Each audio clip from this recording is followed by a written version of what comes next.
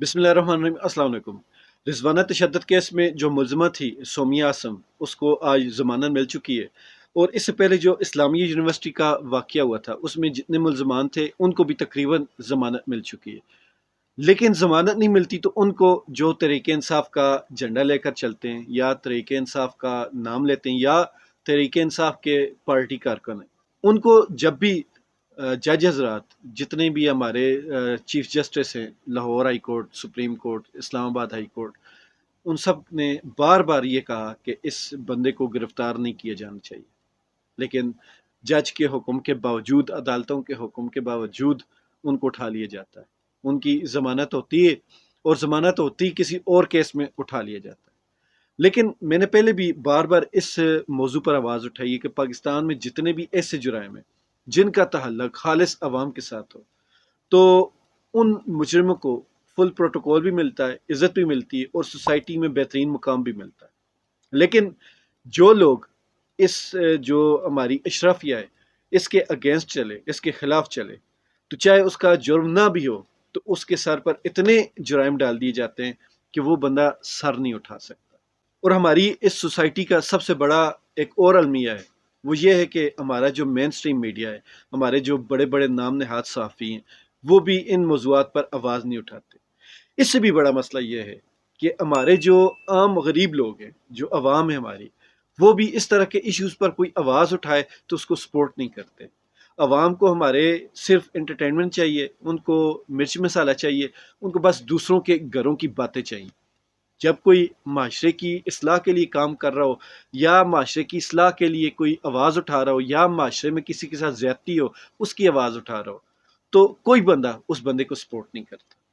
यहाँ पे जो बंदा गहरी सोच ना रखता हो, जो माशरे को ज़्यादा बारीकी से ना देखने वाला हो, लाओबाली सा लफंडरा सा किस्म का बंदा हो, तो सारे लोग उसकी तारीफों के पुल बांधते नहीं थकते और उसको कहते हैं कूल है, बड़ा कूल है। और लोग खुद को कहते हैं जी मैं इन चीज़ों से नहीं, जैसे हमारे यहाँ ये रिवाज है कि भाई मैं तो सियासत में कोई बात नहीं करता, मैं सियासत में नहीं पढ़ता, मेरा सियासत से कोई लेना देना नहीं, मैंने अपनी ज़िंदगी गुजारनी, मैंने अपने घर को देखना है।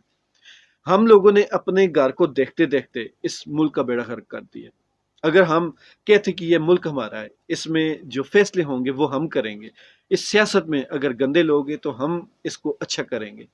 लेकिन दुनिया का एक असूल है, जब भी किसी जगह पे खला पैदा होता है तो उस खला को पुर करने के लिए कोई ना कोई दूसरा आ जाता है।